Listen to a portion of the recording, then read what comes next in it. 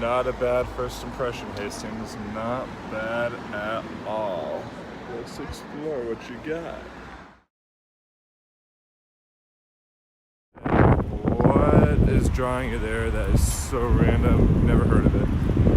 Reason is because I was just really curious on how England began. I was told that it all began here, hence why I made the trip here. So let's go explore. Really windy, really pretty, complete 360 view.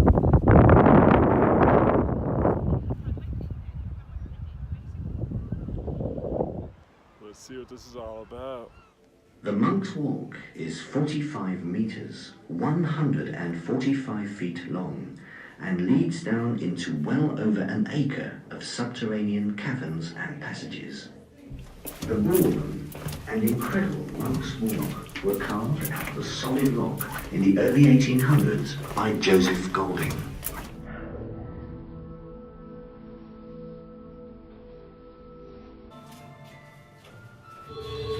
There you are. Come to see old Hairy Jack, Abby, in the smuggler's caves. You are now standing 70 feet below ground. Did you know that? Bit damp and dark down here, innit?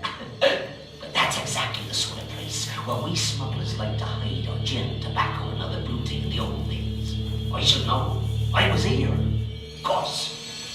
I was alive then. But there were people down here hundreds of years before us smugglers. Oh, yeah. Like nobody knows who carved this weird figure. You'll find it in what they call the chapel, which happens to be the most haunted part of the caves. Now look over here. This was the original entrance. Back in 1786, some posh gent found a pair of old beggars living here. They said the caves only went back a few feet into the darkness, and told them to hop it. A few feet? I warrant the smugglers was slipping them a few coins to keep out prying eyes. But more about smugglers later. Oh yes, in the early 1800s, some of the young rascals from the town used to bring their girls up here. You can imagine. So the mayor of Hastings decided that the cave should be closed and sealed. Until some years later, a gent called Joseph Golding was working in a garden up on the West Hill when the ground gave way and he nearly tumbled into the cavern.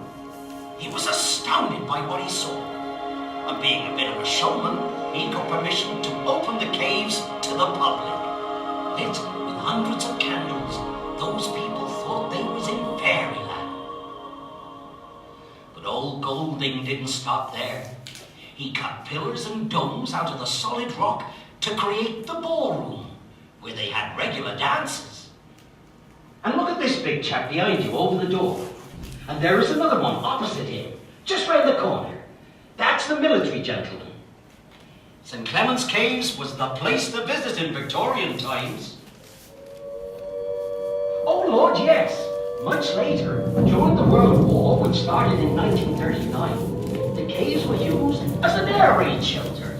Bombs were falling on the houses in Hastings, so people came down here to be safe.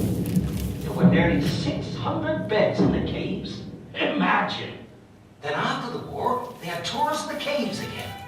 And tea dances. Oh, and the jazz evenings.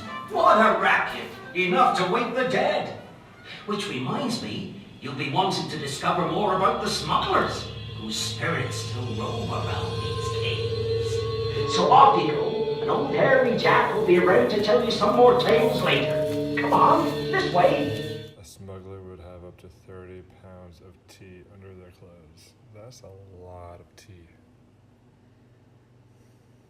Here they are, unloading the ship from France. I wonder what they got aboard this time. Course, it don't matter much. Without paying the taxes and import duties in this country, there's money to be made on almost anything.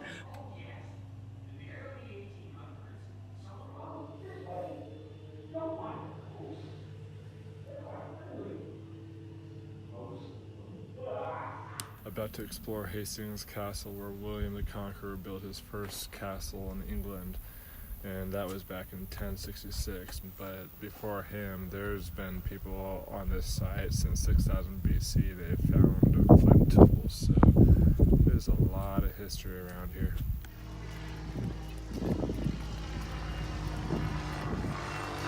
First coins found around here around 35 BC, no big deal.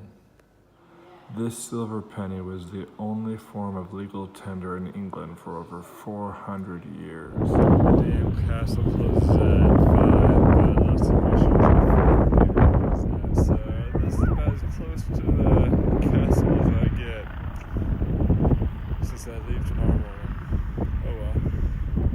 Still dope view. Down we go.